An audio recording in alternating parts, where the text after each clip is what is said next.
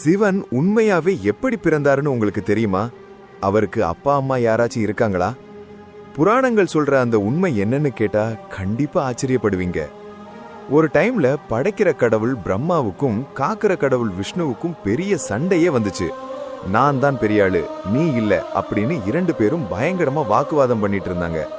அந்த டைம்ல திடீர்னு அவங்க ரெண்டு பேருக்கும் நடுவுல கண்ணுக்கே எட்டாத ஒரு பிரம்மாண்டமான நெருப்பு தூண் உருவாச்சு.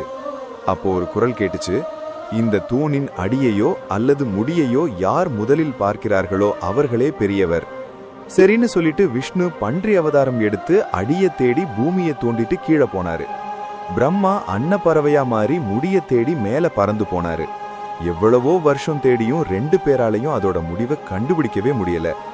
கடைசியில இரண்டு பேரும் அவங்க தோல்வியை ஒத்துக்கிட்டப்போ அந்த நெருப்பு பிழம்பிலிருந்து சிவபெருமான் வெளியில வந்தாரு. அப்போதான் அவங்களுக்கு புரிஞ்சது, சிவனுக்கு பிறப்பும் இல்ல இறப்பும் இல்ல, அவர்தான் அந்த ஆதி அந்தம் இல்லாத ஜோதின்னு. சுருக்கமா சொல்லணும்னா சிவன் ஒரு சுயம்பு, தானா உருவானவர். நாளைக்கு இன்னொரு வீடியோல பார்க்கலாம்.